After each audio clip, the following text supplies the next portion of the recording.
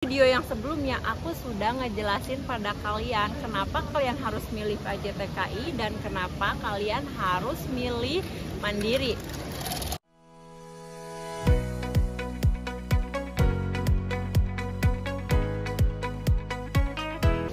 Teman-teman, kali ini aku mau ngebahas tentang mending PJTKI atau mending proses Mandiri. Nah, di sini ada plus minusnya antara Mandiri dan PJTKI, teman-teman. Yang pertama, masalah biaya. Untuk biaya sendiri, of course, yang Mandiri itu lebih ringan daripada yang PJTKI ya. Tetapi aktualnya itu semua kalau aku kalkulasiin itu sama saja, teman-teman. Biaya yang PJTKI lontarkan kepada kalian, berikan kepada kalian itu biasanya sekitar 50 sampai 60 jutaan untuk satu orang PJTKI, tenaga kerja. Sedangkan jika kalian menggunakan jasa Mandiri atau agent konsultan, kalian hanya membutuhkan uang 31 juta di awal. Tetapi itu belum termasuk tiket dan medical check up ya. Nah, masalah full service di PJTKI, kalian akan diberikan full service di belajar bahasa Polandia, belajar bahasa Inggris, belajar kultur Polandia, dan lain sebagainya.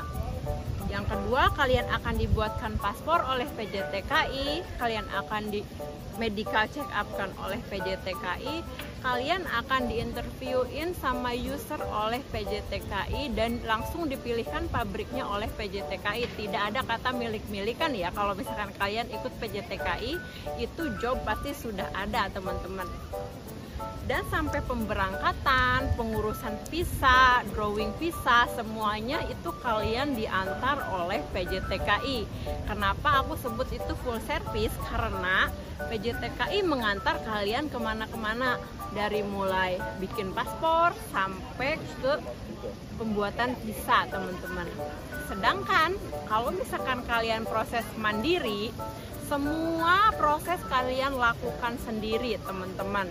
Contohnya pembuatan paspor, kalian harus buat paspor ke imigrasi sendiri, kalian harus medical check up ke rumah sakit sendiri, kalian harus drawing visa, pembuatan visa, appointment visa itu ke Jakarta sendiri. Dan untuk penerbangan, PT atau agent konsultan tidak akan mengantarkan kalian ke bandara kalau misalkan kalian tidak membayar biaya tambahan untuk mereka ya. Mari kita hitung dari segi biaya ya. Kalau misalkan menggunakan agent konsultan, jelas kalian hanya membutuhkan setengahnya dari PJTKI. Kalau misalkan PJTKI, kalian itu butuh biaya 50 juta di awal, sedangkan Mandiri kalian hanya membutuhkan 30 juta di awal. Tetapi itu semua bukanlah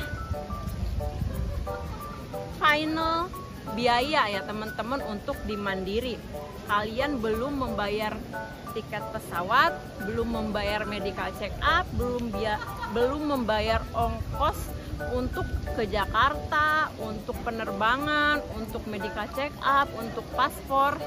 Itu semua kalian biaya sendiri. Sekarang kita hitung, kalau misalkan kalian menggunakan agent konsultan, kalian membayar agent konsultan 31 juta ke agent konsultan. Tetapi kalian harus menggunakan jasa paspor atau pembuatan paspor ke imigrasi terdekat kalian sekitar Rp350.000 kalau misalkan kalian yang beruntung. Tetapi kalau misalkan kalian yang tidak memiliki rekom dan tiba-tiba ingin keluar negeri, kalian terpaksa harus membayar yang namanya joki yang bisa membantu kalian membuatkan paspor. Dan itu biayanya akan lebih mahal dari harga biasanya, bisa 15 kali lipat atau 10 kali lipat ya, teman-teman, tergantung wilayah kalian. Nah, selain paspor, medical check up kalian juga akan bayar sendiri.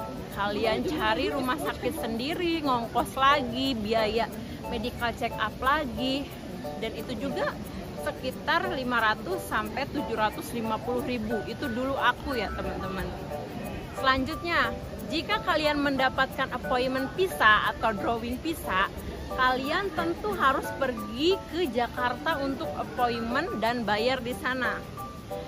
Bayar drawing visa itu akan dikirimkan kembali oleh agent konsultan senilai biaya visa ya teman-teman. Tetapi untuk kalian berangkat dan ongkos ke Jakarta itu ongkos sendiri. Jadi itu sudah termasuk kos juga teman-teman. Dulu aku habis sekitar 1.250.000 untuk ongkosnya saja.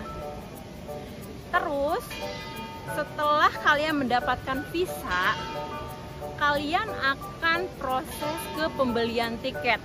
Tiket tergantung musim, tergantung biaya. Kalau musimnya pas di musim dingin, mungkin tiketnya rada lebih murah sedikit ya teman-teman.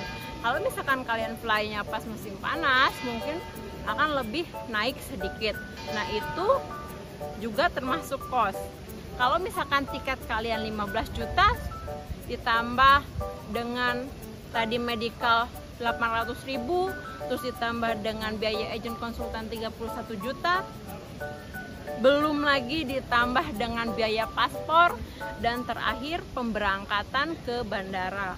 Otomatis pemberangkatan ke bandara kalian akan dikenakan biaya buat transportasi sendiri ya teman-teman.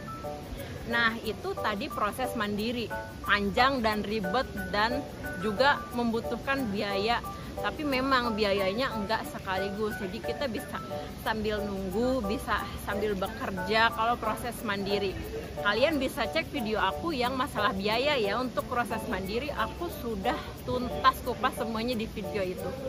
Sedangkan jika kalian memakai PJTKI, plusnya kalian tidak usah repot-repot buat kesana kemari ngeluarin biaya lagi untuk semua proses yang dibutuhkan teman-teman. Kalau misalkan kalian mau medical, PJTKI akan bantu kalian. Kalau misalkan kalian mau pasporan, mereka akan rekomendasiin kalian. Kalau misalkan kalian mau drawing visa atau appointment visa, mereka juga akan nganter kalian ke Jakarta. Dan terakhir, kalau misalkan kalian akan pemberangkatan, kalian akan diantarkan ke bandara oleh mereka.